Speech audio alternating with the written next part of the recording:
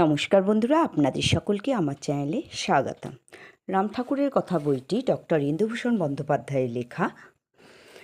আমি আগের দিন যা পাঠ করেছিলাম আজকে ঠিক তারপর থেকে পাঠ করছি। তার আগে আমার পিতামাতাকে প্রণাম জানিয়ে ও গুরুদেবের চরণে সশস্ত্র প্রণাম জানিয়ে পাঠ শুরু করছি। যাহাই হোক, ভদ্রলোক অকপটে তাহার সকল কথাই ঠাকুরের নিকট খুলিয়া বলিলেন, কোনো কিছুই গোপন করিলেন না।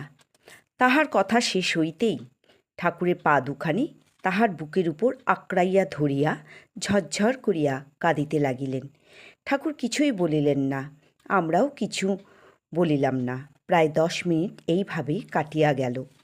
শেষে ভদ্রলোক অত্যন্ত কাতর স্বরে ঠাকুরকে বলিলেন যে তাহার একটা গতি করিয়া দিতেই হইবে। ঠাকুর কিছুক্ষণ নীরব থাকিয়া পরে ভদ্রলোককে বলিলেন, আমি কি করিব? আপনার নাম তো আমার কাছে নাই।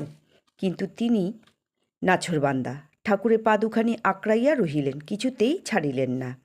আবার কিছুক্ষণ নিঃশব্দে কাটিয়া গেল। হঠাৎ ঠাকুর একটি নাম উচ্চারণ করিলেন।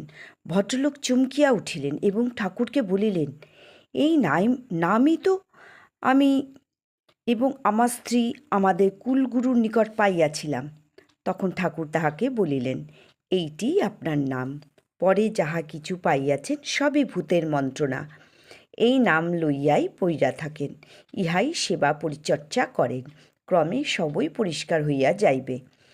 ঠাকুরের এই কথার উপর ওই ভদ্রলোক সরলভাবেই বলিলেন যে কুলগুরুর নিকট হইতে তিনি এই মন্ত্র পাইয়াছেন, তিনি একজন ঘোর সংসারী সাধুচিত, কিছুই তাহার মধ্যে নাই। মামলা মকদ্দমায় তাহার অদম্য উৎসাহ এবং আরও অনেক প্রকার অপকর্মে তিনি সিদ্ধহস্ত। এই জন্যই তাহার প্রদত্ত নামে শ্রদ্ধা রাখিতে পারি নাই। ঠাকুর বলিলেন, তিনি কি করেন না করেন তাহাতে তো আপনার কোনো প্রয়োজন নাই। আপনার প্রয়োজন নাম। সেই নাম তো আপনি পাইয়াছেন, তাহাই লইয়া থাকেন। নামের আশ্রয়ে থাকিয়া তাহার সেবা করিয়া গেলে ঘরে বসিয়াই সমস্ত পাওয়া যায়। আর কোনো কুহক প্রলোভনে পড়িতে হয় না। একটু সবল হইয়া থাকিতে হয়। সবলতাই পরম পবিত্র ধর্ম। ভদ্রলোক ঠাকুরের কথায় অনেকটা আশ্বস্ত হইলেন। মনে হইল যে তিনি একটা পথ পাইয়াছেন। আরও কিছুক্ষণ কথাবার্তার পর ভদ্রলোক চলিয়া গেলেন। প্রভাতবাবুও তাহার সঙ্গেই বিদায় লইলেন।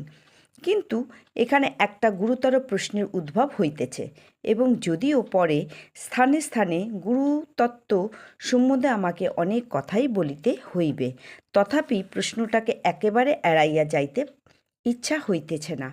ঠাকুর যাহা বলিলেন তাহাতে ইহাই মনে হয় যে গুরুর বাক্যই মুখ্য এবং তাহার ব্যক্তিত্বটা গৌণ। নিজের দেহের দিকে আঙুল নির্দেশ করিয়া তিনি অনেক সময় বলিতেন, এই ভূতটার পিছনে ঘুরিয়া লাভ কি? যাহা পাইয়াছেন তাহা লইয়াই থাকেন। যাহা ক্ষণস্থায়ী, ভঙ্গুর, আর আজ আছে কাল নাই, এই অর্থেই ভূত শব্দটি ব্যবহার করিতেন। সুতরাং গুরুর বাক্যই গুরু, এই কথাটাই তিনি বলিয়া গিয়াছেন।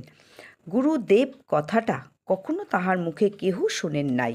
তিনি শুধু গুরু শব্দটাই ব্যবহার করিতেন, এবং অনেক সময়ই মনে হইত যে গুরু বলিতে তিনি কোনো ব্যক্তিকে নির্দেশ করিতেন না, একটা একটা তত্ত্বকেই বুঝাইতেন। এ বিষয়ে বিস্তারিত আলোচনার স্থান এখানে নাই।